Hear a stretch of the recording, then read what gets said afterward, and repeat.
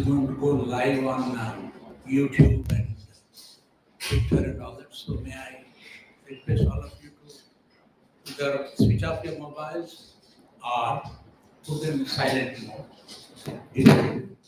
Before we start this meeting, Amali, we would like to pay tribute to a good friend of the FCC, a well-wisher, who actually got this auditorium built for the FCC. Videshwar Patak, who passed away a few days ago, and I would like to request all of you to stand for a minute. Thank you.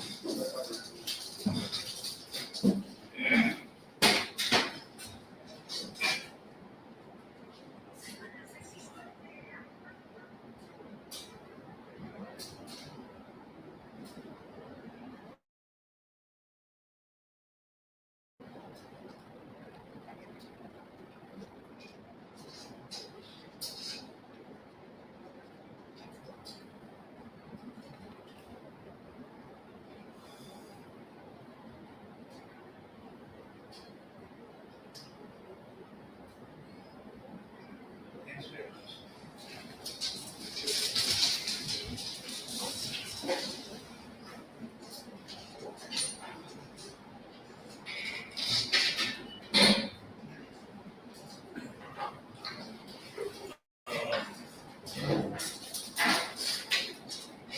It's a pleasure having you with us, Excellency. Cuba-India have been friends for a long time, and India was one of the first countries to recognize Fidel Castro's government after he assumed office in 1959. And Nehru was possibly the first statesman to have met Mr. Castro in New York. And no hotel was willing to let Mr. Castro stay, so he stayed in Harlem under a tent or whatever, and Mr. Nehru went and met him, and that's how the relations between our two countries got strengthened. Fidel Castro came here twice, and Che Guevara was also here. May I now request my colleague Prakash Nanda to introduce our chief guest tonight.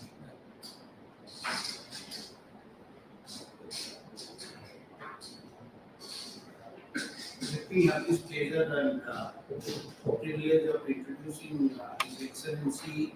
I hope Your Excellency I will be able to pronounce your name properly. This is Alejandro Simancas Marin. Wow. Thank you. He, education-wise, has done his law from Moscow in 1989. He's very fluent in English as well as Russian, and he has also done post-graduation in foreign commerce and foreign affairs. I think as a government official, he joined the Chambers of Commerce of Republic of Cuba in 1989, and he worked there nearly for 10 years before moving to the Division of Trade Policy with West Europe in the, as his area of focus in the Ministry of Foreign Trade. Then he has worked as the official of the Europe Division at the Ministry of Foreign Affairs in between 2002 and 2005. From there, he went to Turkey as a senior official of his diplomatic mission there. And then from 2009 to 2011, he has been Deputy Director of Europe Division at the Ministry of Foreign Affairs. Then 2011 to 2015, he was Counselor and second head of the mission at the Embassy of Cuba to the Russian Federation. I think he must have gone back to his days of the university there. Then 2011 to 15, he was Counselor and second, that I say. And then from 2015 and 2018, he was Deputy Director of Europe and Canada Division at the Ministry of Foreign Affairs. 2018 to 21, he was ambassador of Cuba to Saint Lucia, and then from December 21st, he has been ambassador to India. Um, so, Your Excellency, you are most welcome, and thank you for your time to interact with the media. Thank you, Prakash. May I now invite Your Excellency to speak on Cuba-India relations today. His Excellency.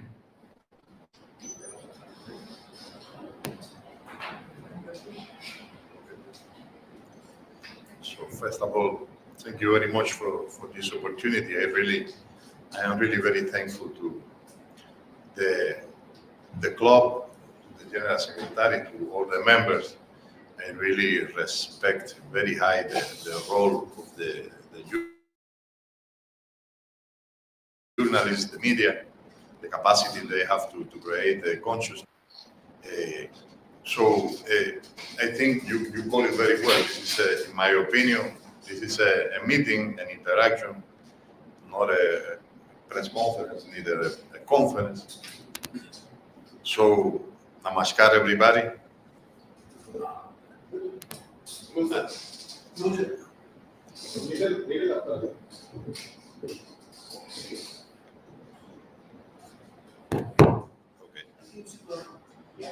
And I apologize because my Hindi is close to zero.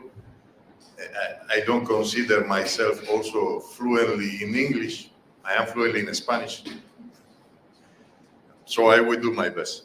I am very happy to be here.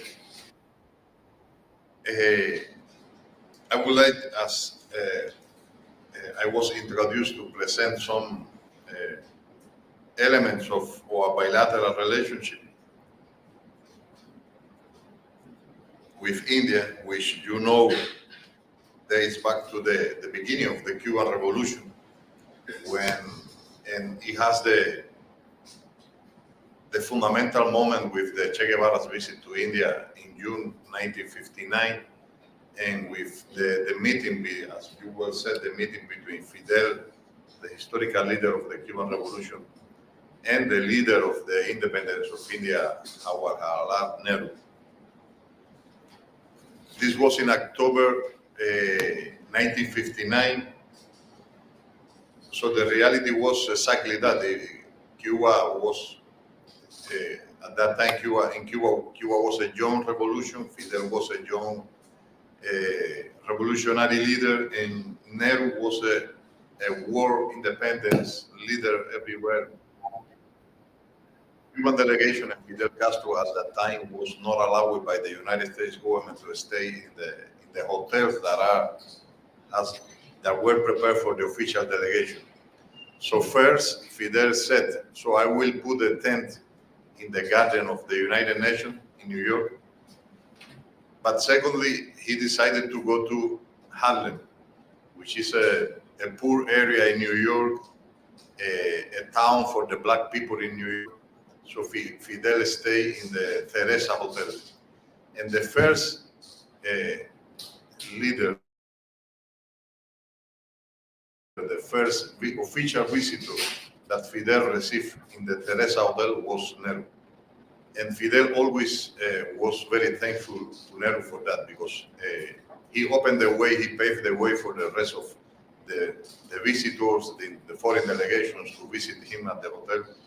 And he expressed always the gratitude to Nehru, because as I said, Fidel was a very young revolutionary. Nehru was a war personality, but Fidel later wrote that Nehru was so warm, so friendly to him that Fidel very quickly realized that India and Cuba were friends. And this was the beginning, of course. So after that, in January 12, 1960, we formally established a bilateral relationship. After that, Fidel visited India in 2 occasions. The first one in September 11, 1973. So very soon, we are going to celebrate the 50th anniversary of the first Fidel visit. We are organizing a seminar in the IACWA, an academic seminar. Anyway, we will invite you because we will use this pretext in the celebration of the first Fidel Castro visit in order to evaluate the bilateral relationship and the perspective. Since then, we have forged the ties of friendship, collaboration, dialogue, respect, and from the first moment, Cuba and India were very close in the international arena, fighting against the colonialism in the non-alignment movement, and we are very proud of that history. Those moments in which we have been together in the fight against colonialism, or I can say in a very modest way, the huge contribution of Cuba and India against colonialism for the liberation of the people, for the independence of the peoples in many countries. And we were also together defending the sovereignty, the rights of the people for their own culture, for their identity, for their tradition. We have been together defending the international law, the stability, the peace, and of course the multilateralism. And we have been together defending those values, those principles in the first moment during the 60s till today.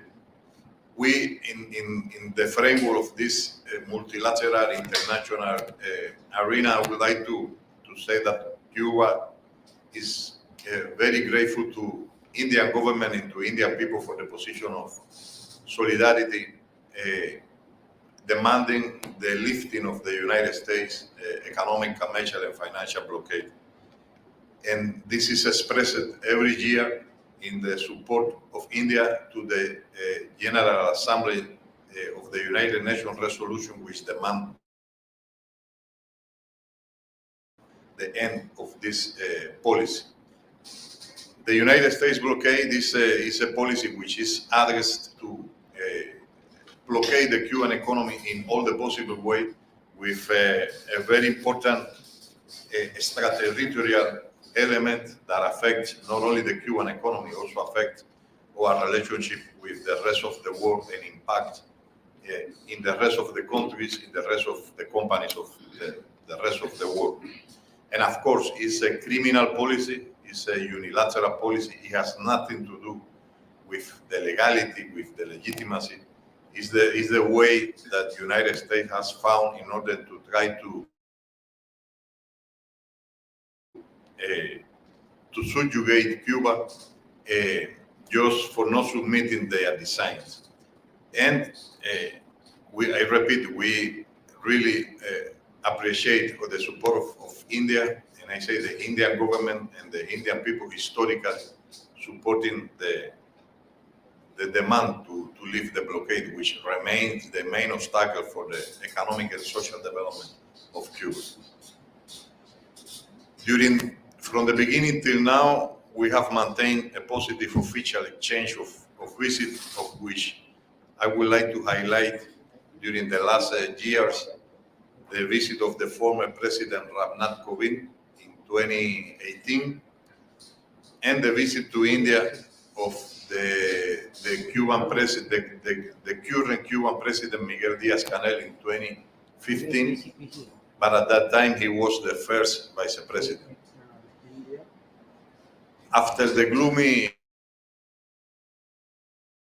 phase of the COVID situation, which affected us all, we have resumed again our political dialogue, which we started again last year with the visit to Havana by the Secretary East of the Ministry of External Affairs, Mr. Saurabh Kumar.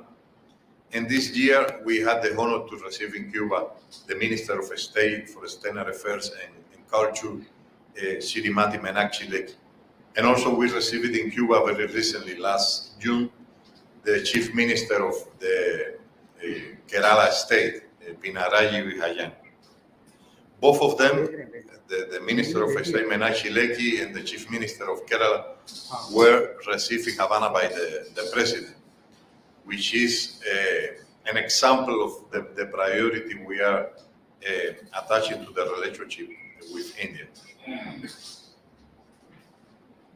While this year, from the Cuban side to India, we have registered the visit of the Minister of Foreign Trade and Investment, the visit of the governor of Cienfuegos province, which is a province in the south of Cuba, also the Deputy Minister of Communications and the Deputy Minister of Foreign Trade and Investment.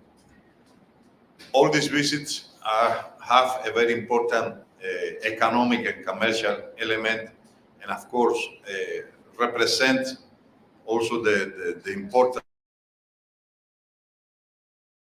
we are attaching to the growing of our trade and economic relationship. We think that our economic and trade relationship has stayed a little behind from the excellent level of bilateral political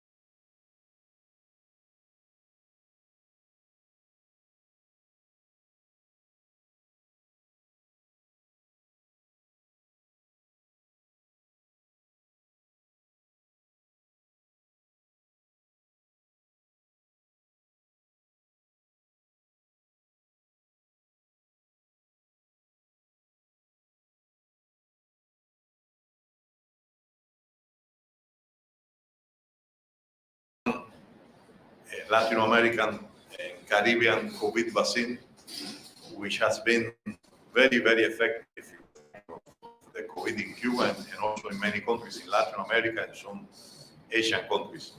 And we have not only one vaccine, we have 4 COVID vaccines. So also we have identified some other sectors for us in the bilateral relations and have a very important potential. For example, the electric vehicles, the nickel industry. Cuba is one of the main producers and exporter of nickel, so we are open to the relationship with the Indian companies in the nickel sector. The agriculture, the sugarcane agriculture and industry sector, the IT, the information and technology sector, and of course the tourism. Tourism is the main industry in Cuba. Cuba is one of the main tourist destinations in the region. And in the last 2 years, we have been working very hard in order to change the idea of the promotion of Cuba as a tourist in India. But when I say to change, starting from the Cuban institution, starting from the Cuban Ministry of Tourism, from the Cuban agencies, because in a very sad way, I have to say that they didn't have the correct idea about the potential of the Indian market in that sector. So we have been working very hard in order to change that and trying to attract the Indian tourists to Cuba and also to attract the Indian companies to the tourist sector in Cuba. As an example, I would like to mention one Indian company which in India perhaps is a small company from Tamil Nadu. This is not a big company in India, but in Cuba they are ruling 9 hotels. So this is just an example of the potential of the tourism that has in the bilateral relationship. This company, very recently this year, they opened a hotel in Havana, which I think is the biggest hotel in Havana right now, the Grand Mutu Havana. They have hotels in different tourist facilities in Cuba. I mean, in the city, in the beaches, in the mountain areas, so different kind of tourists. And they opened many years ago the first LGBTI hotels in Cuba. So they have that privilege to say in that way. So this company, which is perhaps not a big company in India, but they have done a lot in the tourism sector in Cuba, represent a small or perhaps a big symbol of what we can do together in tourism. Cuba, of course, has in my opinion, the best beaches of the world. I invite you to Cuba, and when you will be there, you will realize that I am not exaggerating. But also the tourism in Cuba is not only a tourist of beaches, it's tourist of history, it's tourist of country. Cuba is a country of culture, Cuba is a country of history. And you will find all this in Cuba, also together, of course, with all the warmth and the friendship as the hospitality that Cuban people is ready to offer to the Indian, not tourists, the Indian visitors, the Indian friends. I can mention only very briefly that Cuba has 9 UNESCO heritage sites, that the dancing and the music in Cuba, the love we have for the dancing and the music is very similar to the Indian one. The Cuban music has been influenced all the world music, and we can resume the different more than 20, 25 different Cuban rhythms, we can resume in what today is known by salsa.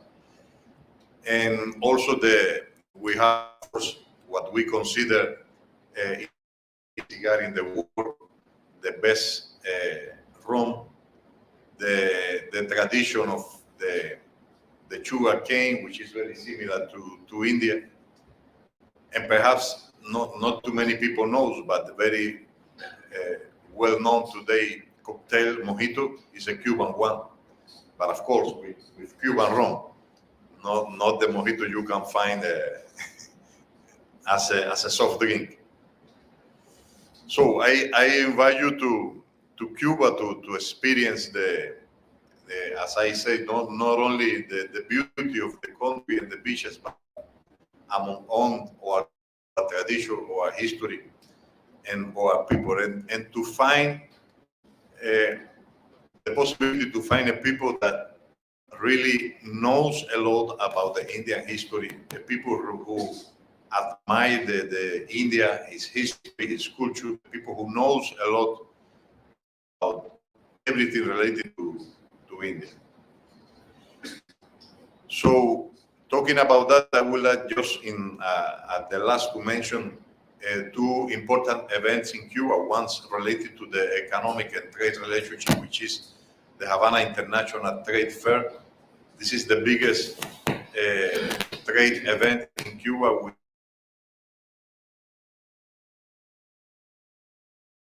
It's one of the biggest in the region, sectorial event. And every year there is an Indian, there is an Indian.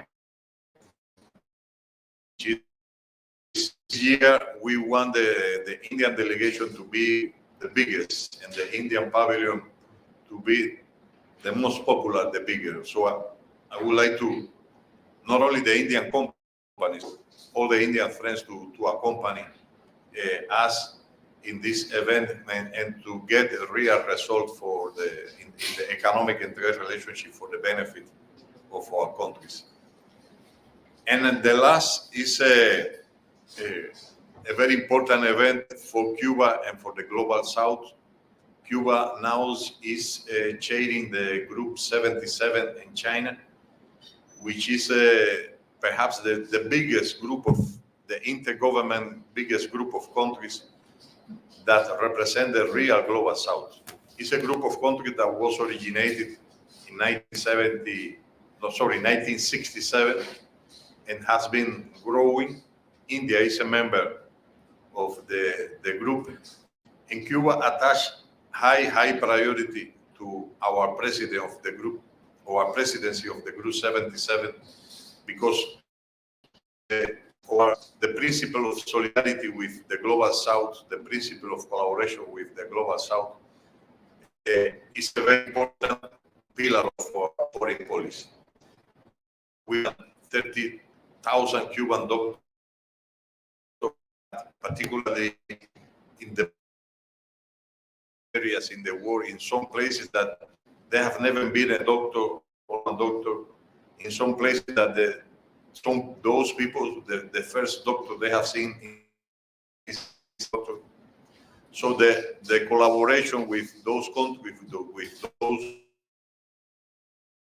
commitment from Cuba, and particularly this year, having the presidency of the group is represent a renewed commitment for us.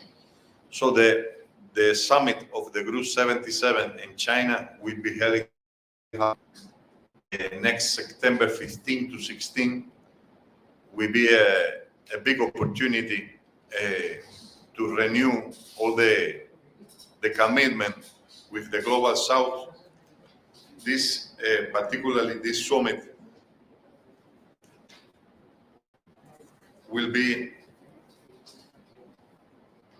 under the theme of the current development challenges, the role of science, technology, and innovation. And we are waiting an official delegation from India. As usual, as we say always, they will be hosted and received in Cuba as friends, as a representation from a country that we consider a friend. So I would like to finish with this. Or maybe you don't know, but with the Cubans, we talk too much. So I don't want to get you boring. So I prefer to stop and maybe you have some questions. Thank you, Excellency. You did not talk too much anyway. Okay. I want to begin by asking you a question. It was in 1962 that John F. Kennedy imposed embargo on Cuba, and you have been suffering every year. It was 61 years. And the UN General Assembly passed 630 resolutions condemning the American embargo. Obama tried to change it and even went to Havana, if I remember right. But Trump undid all that, and then Biden tried to change it a bit. What is the situation today? It has been costing you billions of dollars, this 61-year-old embargo by the Americans. How are you coping with it? And what is the situation at this moment? So the reality is we prefer to call it blockade because it's not a policy of embargo, because embargo represents a bilateral situation between two countries. But the United States policy is more than embargo. It's a blockade. Even we can call it directly as an economic war. Because the idea, the objective is to block the Cuban economy from its commercial, financial, economic relationship from the rest of the world. There are different kind of, and the embargo is not only one law, it's a group of different kind of laws, legislations, regulations, and everything is very well designed in order to try to block the Cuban economy, but not only with the United States business sector, also with the world. So that's why the extraterritorial impact is very high, and it affects the economic relationship of Cuba with the rest of the world. Obama visited Cuba in 2016. Obama expressed that his will that to dismantle the embargo or the blockade. But unfortunately, after Obama, the government changed and Trump took the White House, took the power, and first to put everything back in the way it was before Obama. And after that, the second step was to approve 243 new measures in order to reinforce the blockade. It was addressed to the persecution to the oil shipping to Cuba. It was a persecution to the companies that were selling oil to Cuba, a persecution to the companies, and I mean not American companies, different companies from different parts of the world, a persecution to the companies that were trying to invest in Cuba. And before leaving the White House, he approved a new action which has been very harmful. He decided to include Cuba in the Department of State list of the countries that support terrorism. This is a political action, has nothing to do with the reality. Even more, Cuba has been an object of terrorists coming, organized, designed, in all the way financed from the United States against Cuba. More than 3,000 Cubans has died due to terrorist actions coming from the United States. So we know that this action has nothing to do, has more to do politically, because the impact of this action in the financial relationship of Cuba is very strong.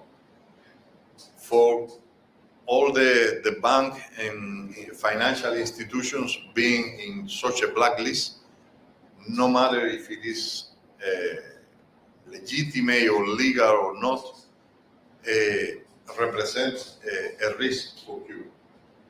So the harmful for our particularly for the financial relationship of Cuba has been the damage has been very high. So this is the situation we have right now. The Biden government, we can say, hasn't showed the capacity to change what the Trump government established. And unfortunately, the blockade today has been, the blockade we are suffering today, we can call it a reinforced blockade. It's even a stronger blockade than 4 or 5 years ago. Even we, for the first time last year, we considered that our economy, the loss for our economy due to the blockade overpassed the $5 billion. Normally, every year it was around a little more than $4 billion. But last year, due to all these new measures, it overpassed the $5 billion. And for an economy like Cuba, we are 11 million people, $5 billion, of course, represent a lot of money. We are talking about $5 billion that we could use it in all the social projects we have in Cuba, in the education, in the health, in the development of our economy, the tourism, etc. So the impact in the economy and of course in the daily life of the people is very clear.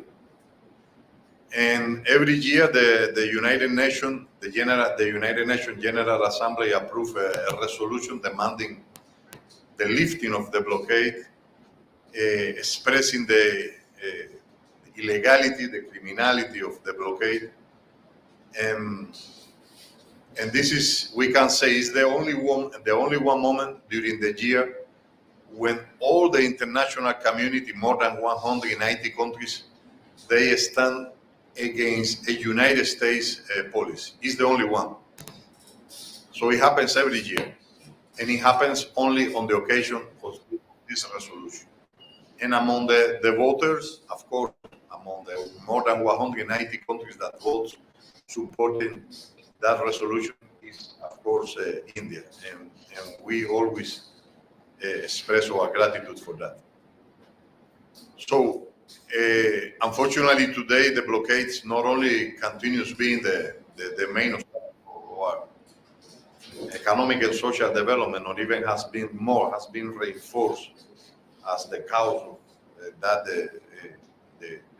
the problem we are facing for our social and economic development.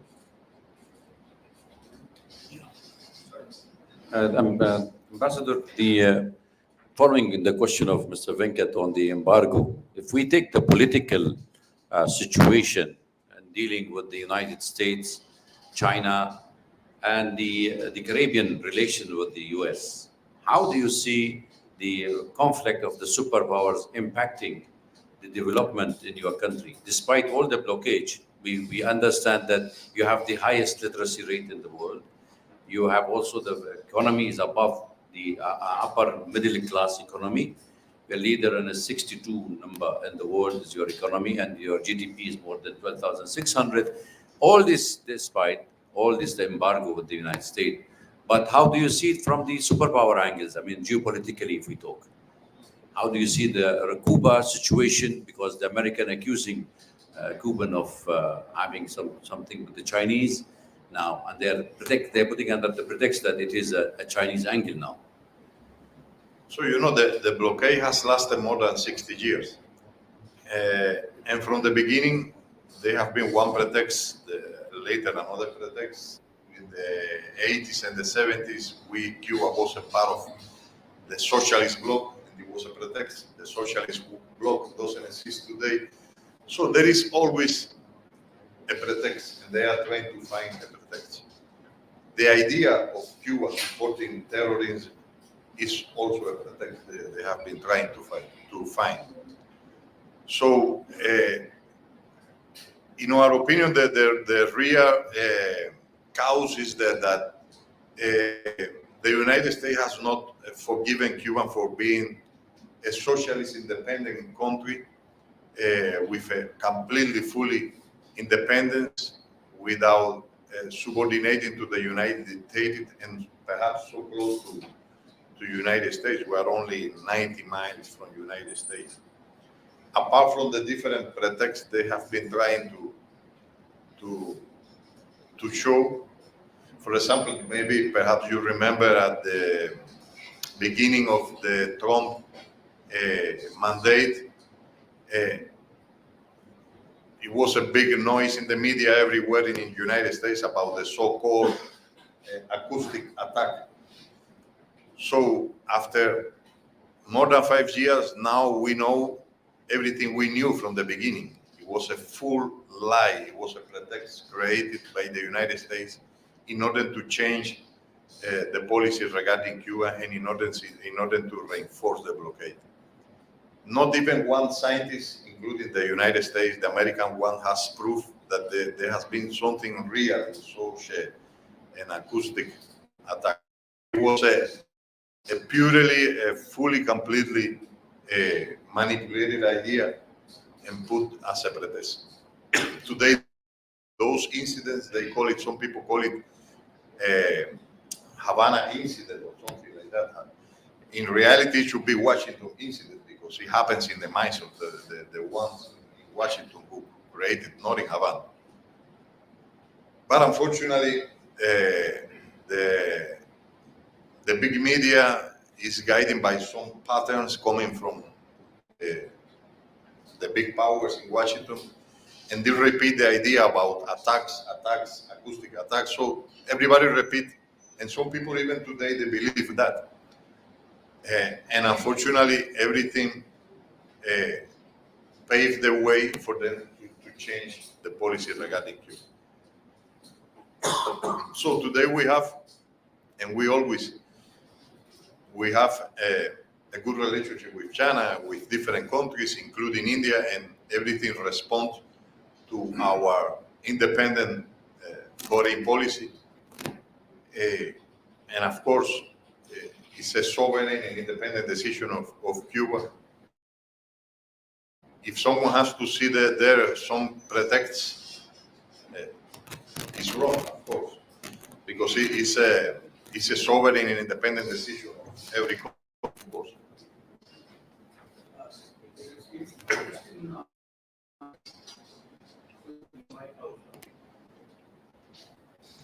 My friend, talked about China, but the fact remains that when one talks of Cuban global outlook, let's say position of foreign policy as an independent country, two countries have mattered the most. Of course, one is the United States, but then there has been a very, very important Russian factor, and right from the days of. So, what is the state of relations between Cuba and Russia today? The relations. Yeah. Very good relations. As I say, we have very good relationship with many countries, including Russia, with a very important element of economic trade relations in different fields, and a very good political dialogue, a very good level of high visit exchange. So this is the stage of the relationship. Nothing has changed after the dissolution of the USSR and Russia under Putin. Things are absolutely all right. What is Cuba's position on this Ukraine war? Cuban position regarding the Ukraine war is, of course, the first is that everything should be solved through a peaceful way, through the dialogue.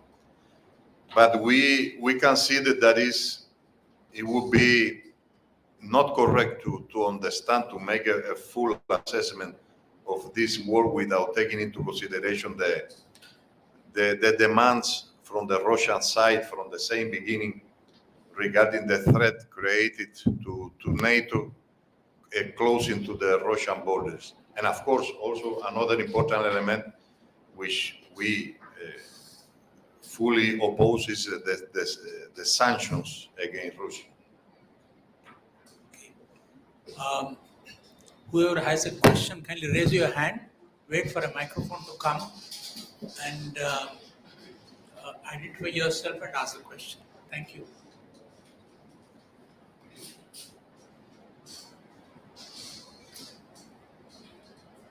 Microphone. Speak of that.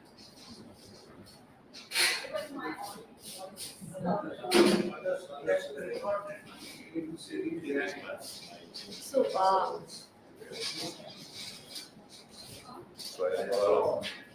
hi. I think it is on. Okay, my name is Purnima Sharma and I'm an independent journalist. So, Ambassador, my question is regarding tourism. As you expressed here and we have read often that Cuba wants to attract more Indian tourists. And there are certain factors, which is one of them is there's no direct flight, and there are many other factors including distance, and you wish to attract more investor also. Then you want to have more trade relations with India. So what are the things that you're considering in mind? Which are the sectors where both the countries can cooperate in different sectors? Which are the sectors where they can cooperate? And how are you planning to attract more Indian tourists to Cuba? What is the USP and what are your plans to do that? No, tourism, for example, is a very is the main industry in Cuba. So first, we need to promote Cuba in India as a tourist destination. Today, there is nothing about. I mean, we have good relationship. People knows a lot about Cuba, but not as a tourist destination. We need to promote. We need to find the ways to promote through different agencies. The media, of course, plays a very important role. At the October 16, 18, there will be a big tourist event in Cuba. We are working together with the Cuban Tourist Authority, the agencies, in order to take an Indian delegation to Cuba and to create the facilities through them to promote Cuba. So this will be we consider a very important action. Of course, the traveling is a complication because normally tourists they like to take the plane and arrive and go to the beach. In order to go to Cuba, you have to make at least one stop. There are different ways through Paris, Istanbul, Rome, Moscow, Canadian cities, and it's unavoidable to make at least one stop. There is the possibility, we are also exploring the possibility with some airlines in order to make a connection easier for the people who are traveling from Delhi to another city and them to take the connection. The another issue that I personally has been recommended very strong by the Indians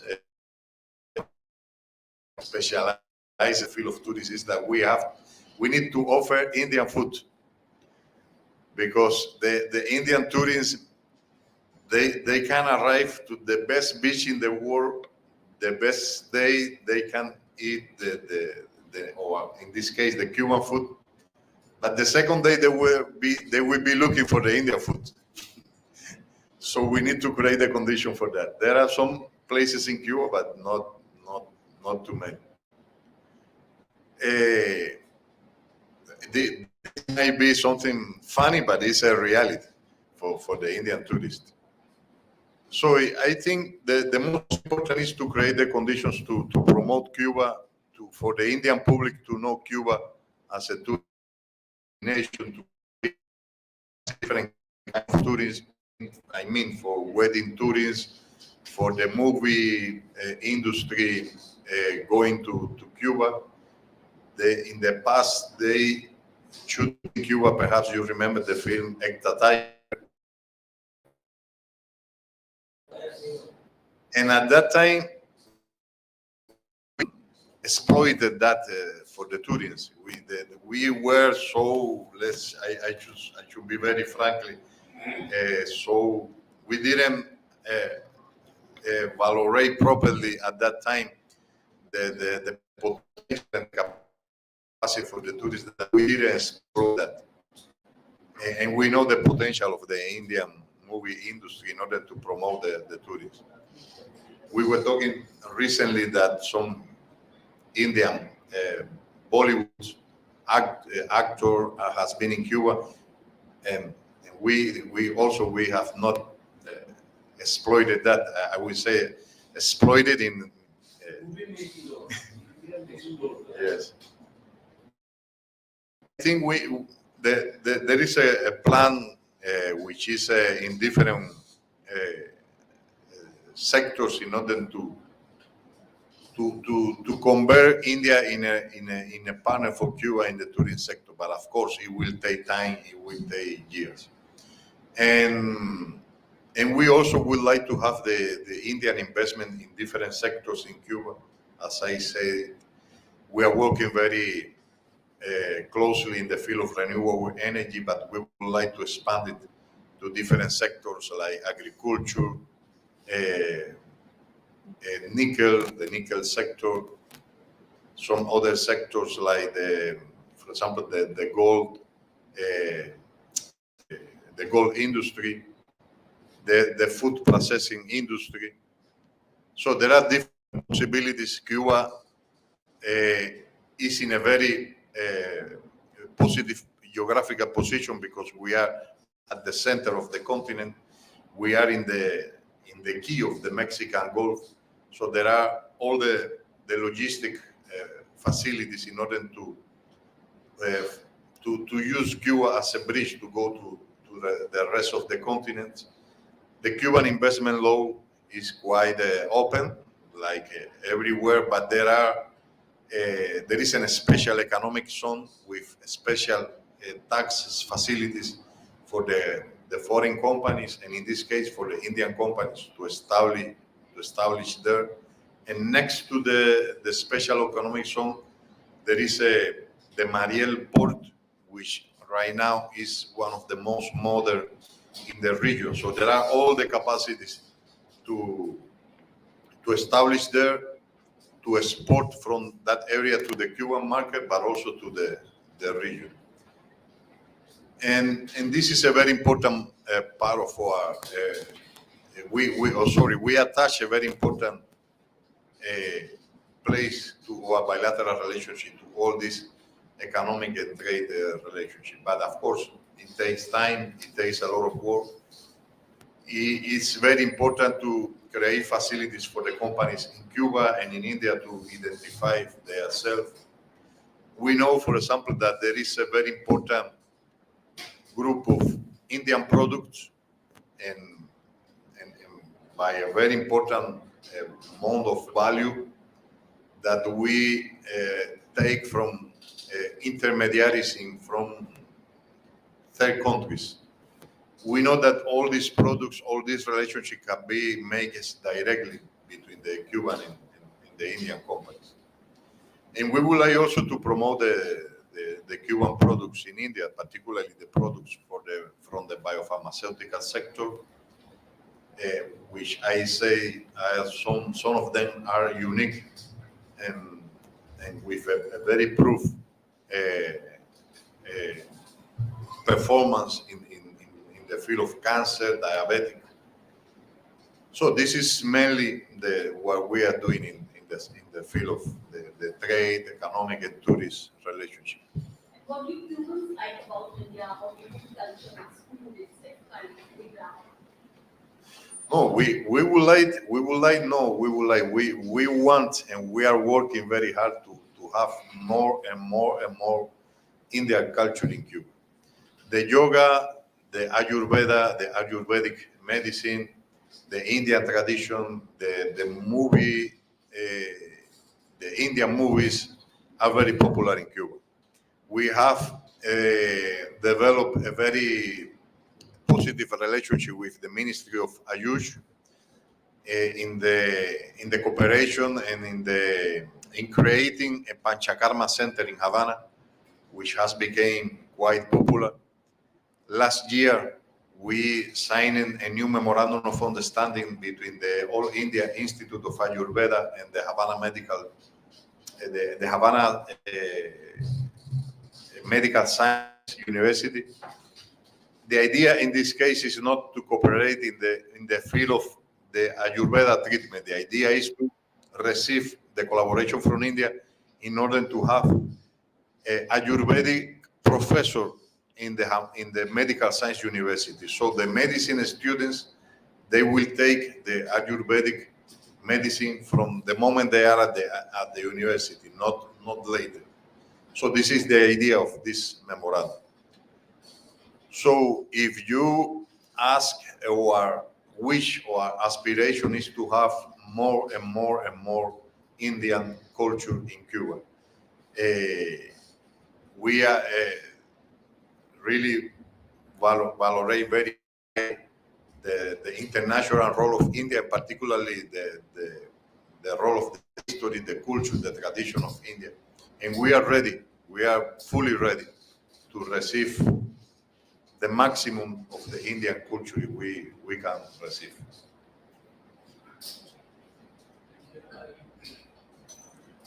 Acknowledge the presence of His Excellency the Ambassador of Eritrea. Welcome, Excellency. I think the Dean of the Diplomatic Corps. Yes, and Dean of Diplomatic. I also wish to announce that on the 1st of September, the Russian ambassador will be here after the G20 summit. The American ambassador will be here, and the Egyptian ambassador also will. So I am among the big players. I am on the G20. Yes. I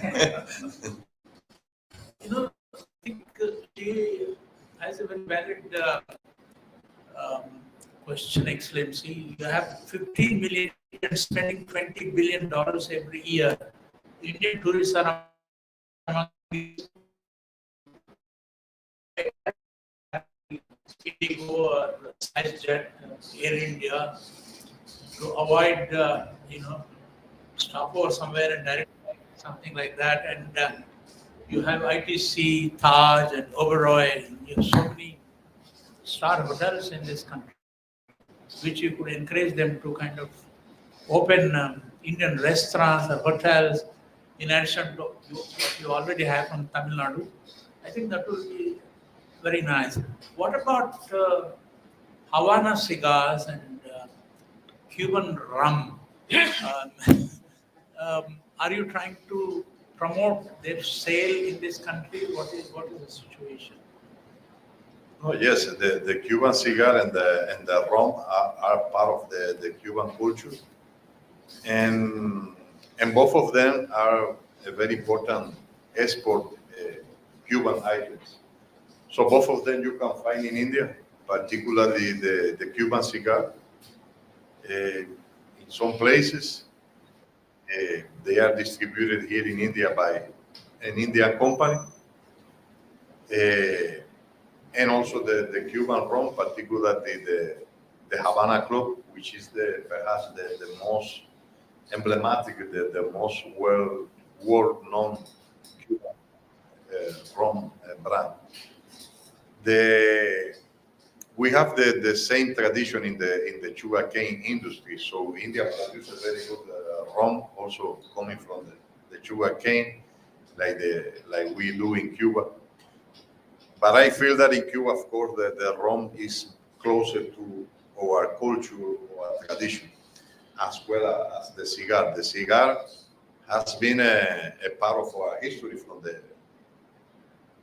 the same beginning when the Spanish colonizators, Christopher Columbus, arrived to Cuba. They found the native peoples just burning some leaves for religious and medicine purposes. So from that moment, the Cuban cigar was developed, And today, we of course we play a very important part in the market of the premium cigar. Unfortunately, we don't have here Cuban rum in the Cuban cigar. I mean, here in the club. But in another moment, we can organize it.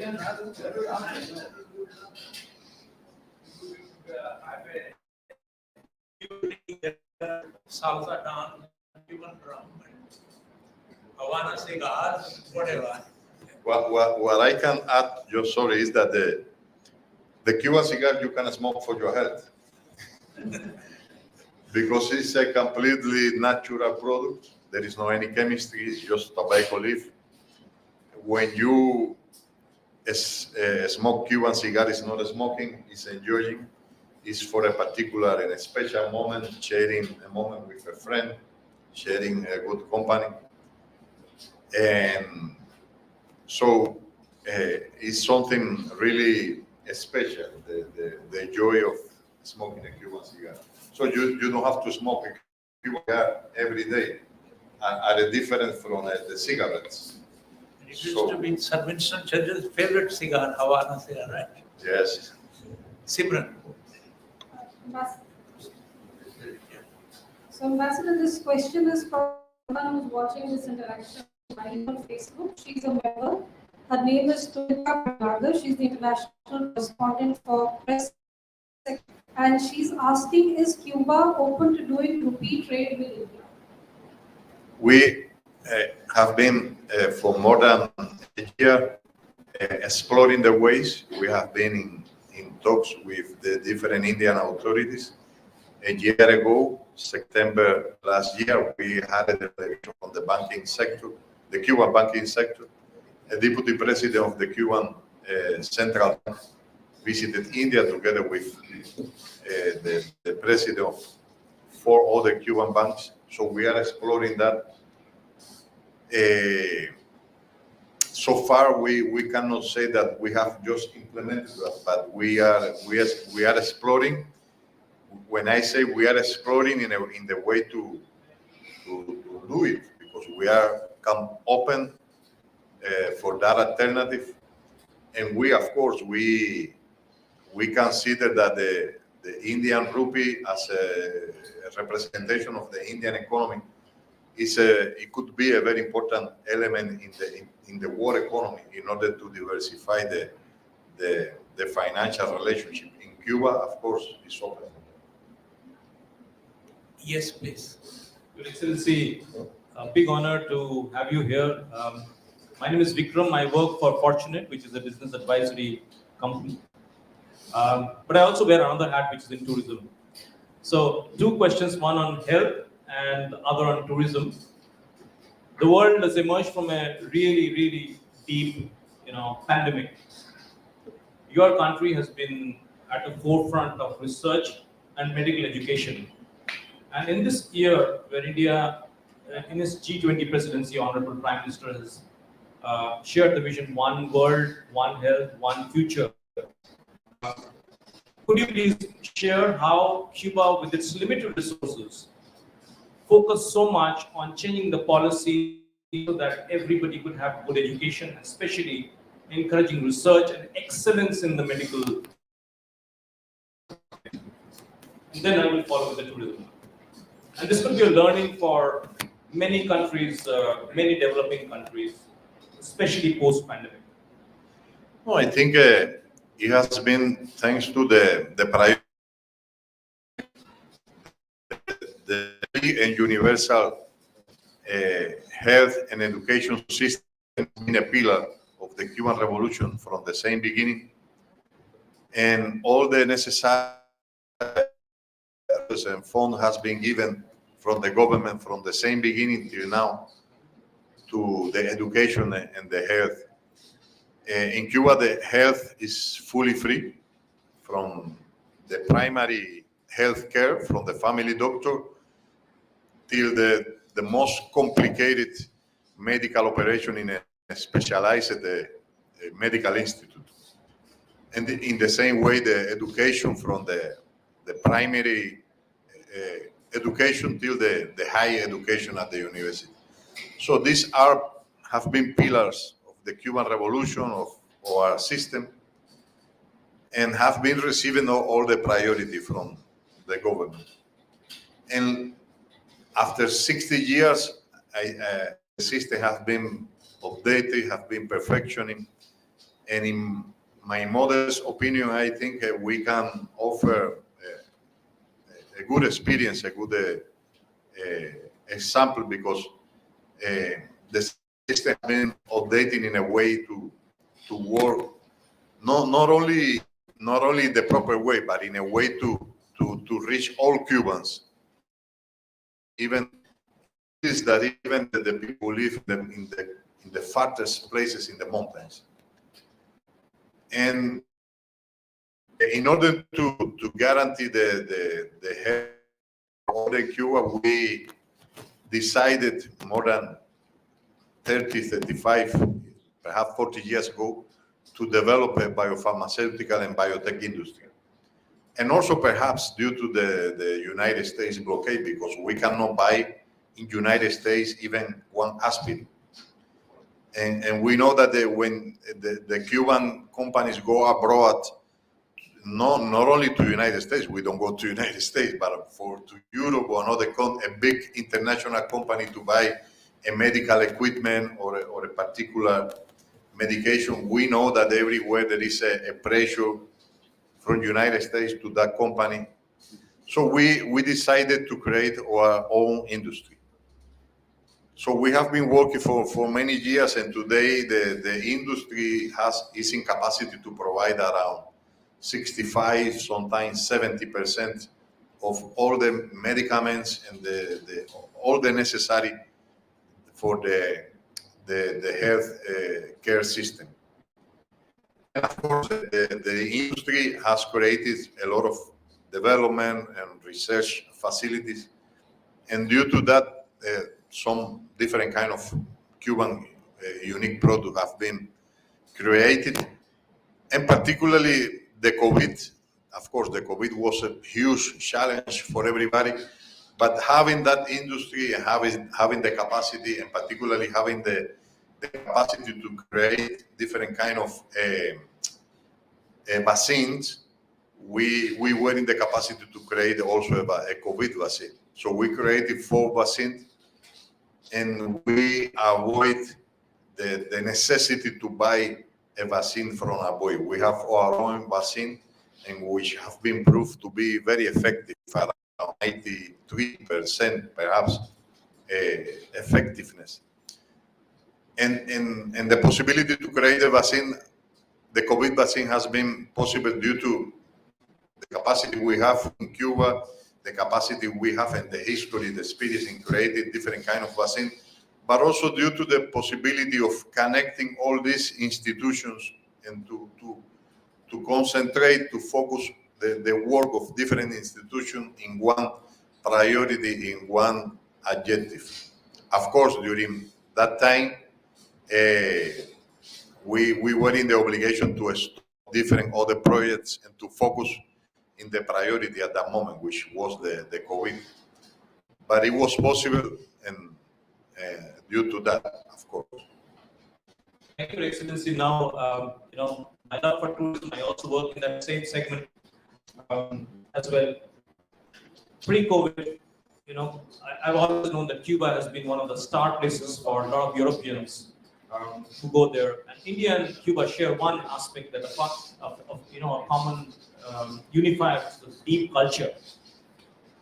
Tourism has the potential of becoming the biggest employer, which has the effect in many aspects. What are the cross learnings that our two countries can have from each other, and work jointly, so that we can mutually benefit, and our economies, our people, our social connections can become stronger? If you can share some of your vision. Do you mean in the tourism sector? Tourism, yeah, the potential of tourism. The potential of tourism in the economy, of course, is very high. For Cuba, is the main industry. But I think also the tourism give the possibility for perhaps the most important thing in the relationship between two countries is the possibility of having the human exchange between the both peoples, between the different people, in this case the Cuban and Indian people. The possibility of getting in contact, the possibility of interact, the possibility of getting in contact with Cuban history, the Cuban culture, the tradition, the possibility of getting in direct contact with the Cuban people. I think this is the great experience, the most important of the tourism. And in this way, by those human, even more than any economic impact or not, the human relationship that we can benefit, that we can stimulate it through that will be something beautiful for our bilateral relationship, because it will add the human, the soul of the relationship. We can establish a very important official relationship, dialogue and economic relationship, but there is nothing more important than the human contact between our people and the friendship that we created through that. And this is something that, of course, for me personally, being here in India, I experience every day. Excellent. Highlighted that 11 September next month would be 50 years of Fidel Castro's first trip into India, and there's something planned. And you also mentioned the Minister for State for Culture, Meenakshi Lekhi, came down, and there were certain plans that you got over the next 12 months. If you could shed some light on initiatives that you've taken, which are in a way to engage interaction between both. As I said, there are different sectors we are working on in the economic trade relationship. A very important moment in the coming months, in September, will be the attendance of a high-level Indian delegation to the G77 in China summit in Havana. And we will continue creating the conditions for the high-level visit exchange, and of course, very important for the cultural exchange. And as I said, in September, exactly September 15, we are planning to organize a seminar. When I say we, in reality, it's the ICWA, the Indian Center for World Affairs, is planning to organize a seminar dedicated to the bilateral relationship on the occasion of the 50th anniversary of the first Fidel's visit to India. So these are generally the most important elements we are trying to work on in the coming month. And of course, we will continue the bilateral political dialogue between our government, which we attribute a very high importance, and we have reassumed last year. So generally, and of course, we will continue very close to our cooperation and the relationship in the multilateral and the international arena. So very generally, these are the most important moments in the rest of the years. Yes, please. Your Excellency, my question is that your country is projected, particularly the Western media, is a pro-communist country. So, in improving the relations, whether your priority is with the communist countries or the mostly democratic countries, in improving the relations? You mean for Cuba?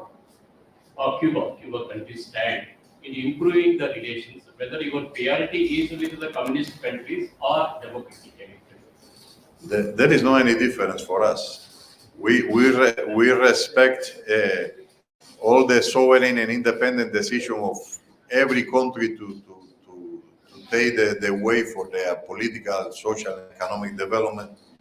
So there is not any. What it means is communist countries, you have got some special plan. No. This is what I say. There is not a difference for us. For us, the most important is to develop the relationship, the friendly, the respectful and the official relationship with every country in the world on the base of or on the respect in the base of the common and the mutual benefit. And I would not call and I would not make a difference that different between those countries, and I would not put apart the democratic institutions from any political system, because this is something that can be object of a very, very long debate. So, but particularly for Cuba, we have developed a relationship with all the countries in the world, in Latin America, in the Caribbean, in Africa. We have African blood, but we have a depth, a historical depth with African continent, and we have provided all the possible assistance, cooperation to the African countries in all the possible ways.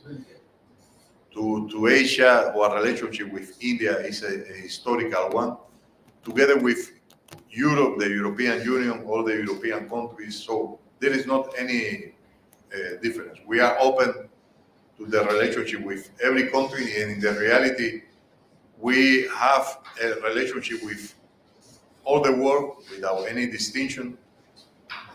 Cuba and Havana is the place for, perhaps for Havana is in the region, the place for many embassies and many diplomatic representations. So there is no any distinctions on that. Good evening, sir. My name is Tejasri Bharadwaj from Kian School of Mass Communication, and I'm a budding journalist as well. Sir, I wanted to know that how India and Cuba work together to address the global challenges such like climate changes and terrorism. Just your opinion on that. India is leading in the climate change.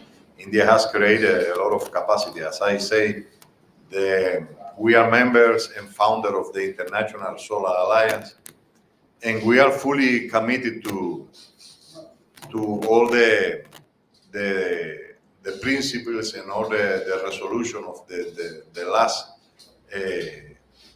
World Climate Summits that have been taking place together with India.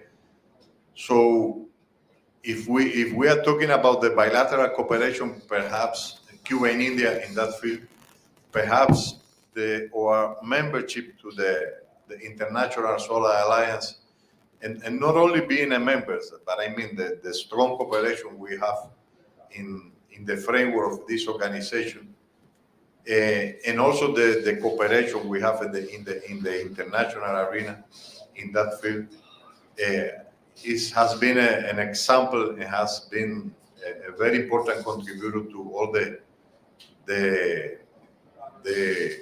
resolutions, all the main elements on climate change, internationally and bilaterally also.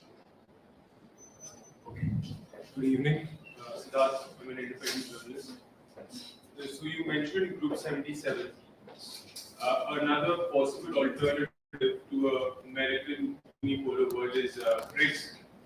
Cuba has applied to it, I think, recently.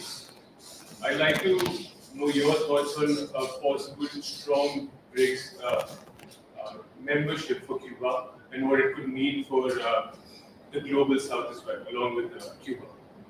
But, no, right now the Cuban president is in Africa. He's in exactly right now. He's in Angola, but he has been invited to the BRICS summit in South Africa. But of course, Cuba will be as a guest, accomplishing the invitation we have received. And the commitment to the global South is a pillar of the Cuban foreign policy. It's a pillar of the Cuban Revolution from the same beginning. I was talking about Africa. but very quickly after the victory of the Cuban Revolution in 1963, the first Cuban collaboration mission to Africa took place, in this case to Algeria. So it was just a small sample of what it came after that. Because our collaboration with Africa, the Latin American, the Caribbean, the Asian, the Pacific island has been very strong and has been a fundamental pillar of our foreign policy. As I said, there are more than 30,000 Cuban doctors abroad. Now we can say in all the continents, including the Pacific island, there are some Cuban medical brigades. And when we had the challenge of the COVID, many countries asked for the assistance of Cuba, and more than 50 different kind of Cuban medical brigades came to different countries in order to help. So the commitment with the global South, with the commitment with the people of the South in those nations are fundamental for us. And not only has been shown that directly, also in our position in the different multilateral and international organizations. Cuba has been always standing from the same beginning and together with India for the rights of the people, for the independences and against the colonialism. And now together also in the international and multilateral arena together standing for the rights of the people of the global South. So it has been a permanent and very important pillar of Cuban foreign policy. Your Excellency, sir, earlier Cuba was a Spanish colony. Before the Spaniards came, there were indigenous people. How many indigenous people are there in Cuba today, and how their culture is protected? Unfortunately, there is almost any indigenous people in Cuba. When the Spanish came to Cuba, it happened more than 500 years ago, but all the indigenous population was exterminated. It happened in the Caribbean, not only in the Cuban island, in all the Caribbean. Because at that time, the native population in the Caribbean was not so organized, like, for example, in the current territory of Mexico, Peru. At that time, there was the Aztecas, the Mayas, and the Inca. It was a big social system. There was a big society. Even they fought against the colonizers. In Cuba, in the Caribbean, the native population at that time was very less developed. They were very peaceful. They did not fight the colonizers. They received them with the open arms, but the colonizers received them with the cross to impose the Catholicism, but in the other hands with the sword to make them obey. So almost all the native population died because of the colonization, because of different diseases taken from Europe to the Caribbean, and the Caribbean people had not the immunity to those diseases taken from Europe. So after the extermination, the decision of the European colonizers, the Spanish in Cuba, the British in the rest of the Caribbean country, was to take Africans as a slave. So the slavery was imposed in the Caribbean. More than 1 million Africans were taken from Africans like animals from the African continents to the Americas continent, to the Caribbean, to the current territory of the United States. Half of them, they died in the sea. So the rest came, And in Cuba, of course, Cuba was the last Spanish colony in the continent, and was one of the last countries in which the slavery existed. The slavery, of course, was horrible. It's something that today not too many people like to talk about that, but it exists only a little more than 100 years ago. But of course, our culture, our tradition, our blood is the blending of the European, the Spanish, and the Africans. And we are very, very proud of the African heritage, the cultural, the tradition, the African tradition.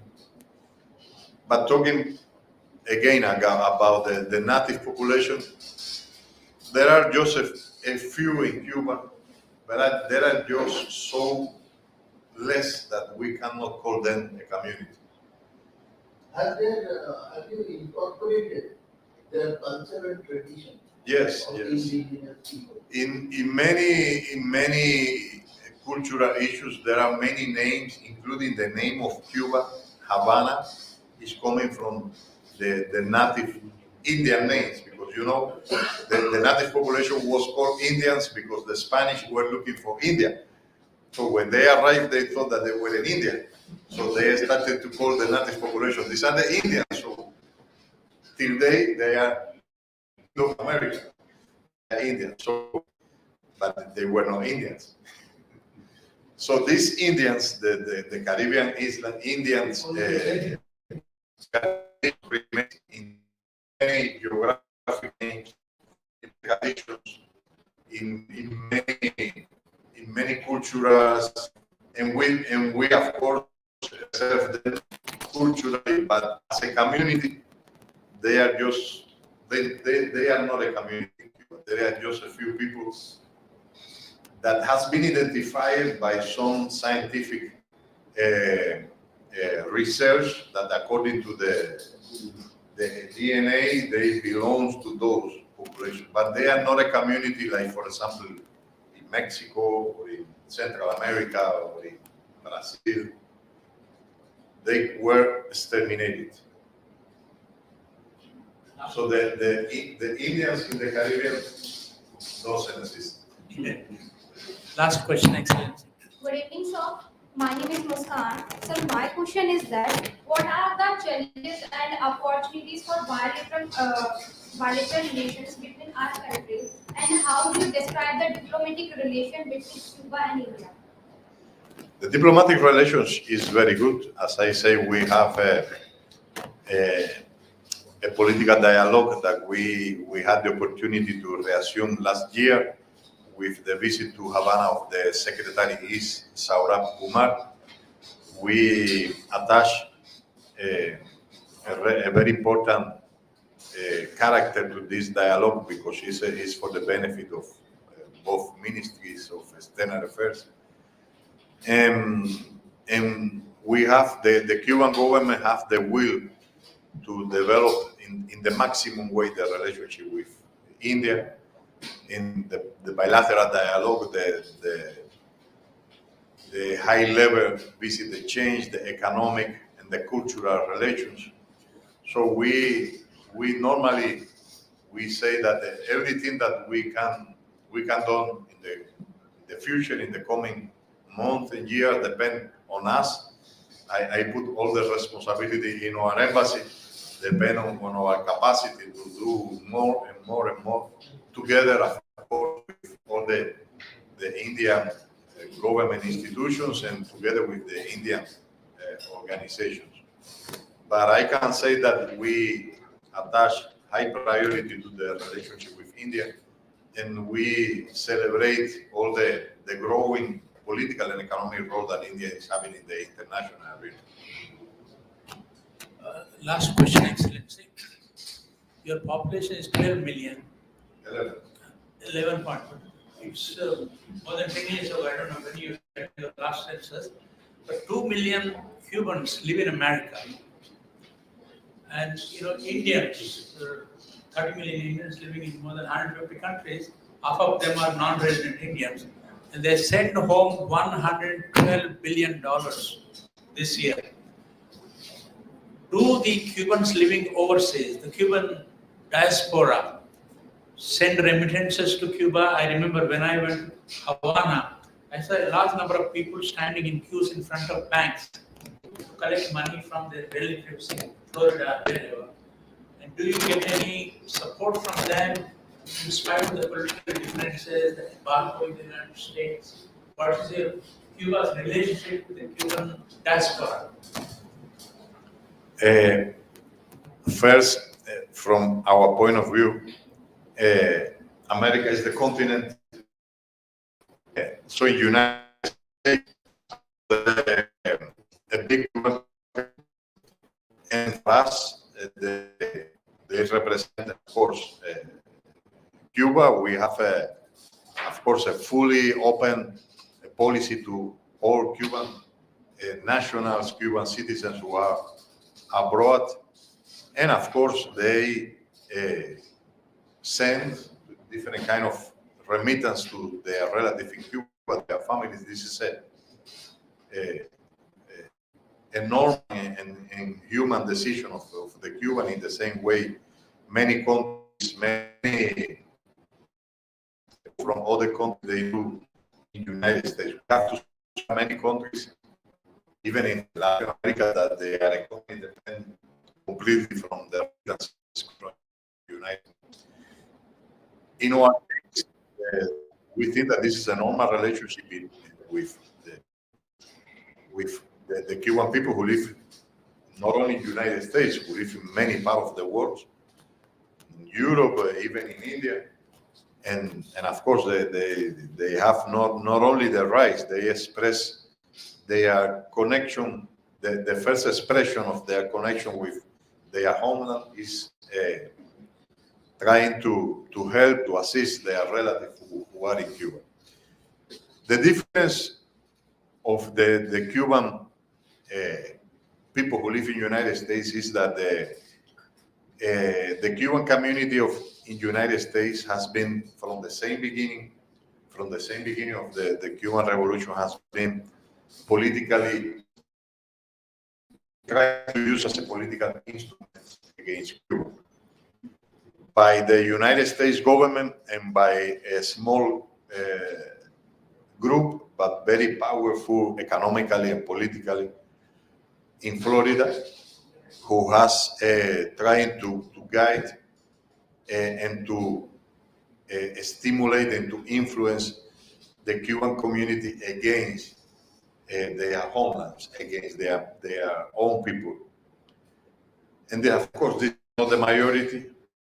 This is a group that really has been together with the United States foreign policy and have to do with, as I said, that are in powerful, in a very powerful politically particularly in the United States, including Congress, the United States Parliament, and even in so political, powerful circles in the United States. The Cuban community has been used politically, and one of the examples about that is that all the facilities created from the United States government alongside the 60 years in order to stimulate the illegal, the non-legal way migration to the United States.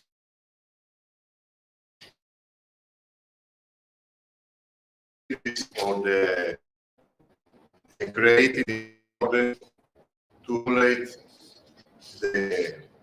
the kidnapping of different kind of aircraft, ships from Cuba, so using different kind of violence ways in order to leave Cuba. This has happened during the last 60 years in many occasions. But I repeat, for us, the Cuban people who live abroad are a part of our nation, a part of our homeland, and also their own decision and they are natural and right decision, and they are right to send remittance from their places to Cuba has been an object of the United States policy in a way that the last United States measures in order to reinforce the blockade has been addressed to stop or to blockade or to affect the remittances going to Cuba. This has been a reality. The United States government has been trying to impose some political conditions to the remittances coming from the United States to Cuba, omitting the real fact and the natural and the rights of the people from one country and the legitimate decision to send any kind of assistance to their help. So this has been a reality, and unfortunately, the situation that we have been facing using the Cuban people living in the United States as a political instrument in relationship with Cuba. Before I invite my colleague Dr. Awad to propose a vote of thanks, may I present you with a memento in appreciation of your Thank you. speak to us.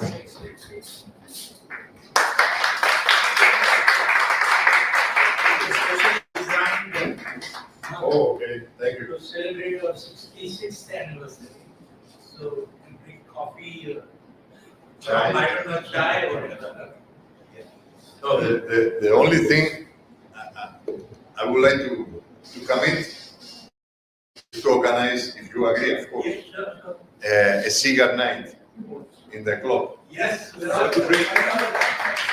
we can enjoy for our health the Cuban cigar together. Yes.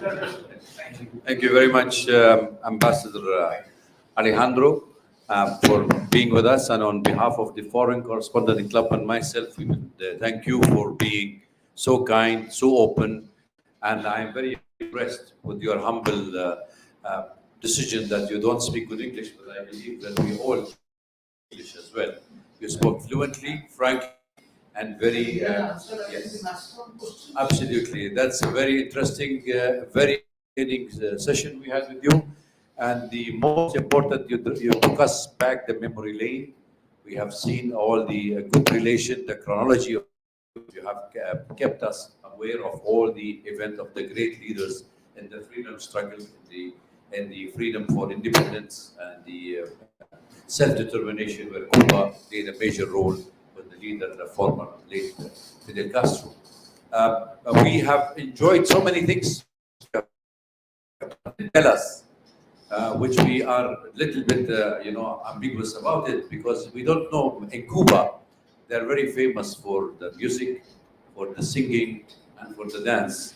I don't know if you are a good dancer or a good musician, because usually they are very, very good. Every Cuban is considered to be a good dancer and a good musician. So I hope with the Cuban cigar at the club, we should be having a little rum and little music, because that will make it a Cuban night or a Caribbean night, which we are most welcome to have it in the club. Please keep track of all the events in our club. We have lots of events, as our president said. And if you are not a member, if you have not paid your membership, also please renew your membership. And we'll be happy to host you again, Excellency. You are an honorary member of the club now. You can come anytime, and your colleagues on the embassy can be also a part of the members of the club. Thank you all for being here, because without you, it wouldn't have been a very successful evening. Thank you.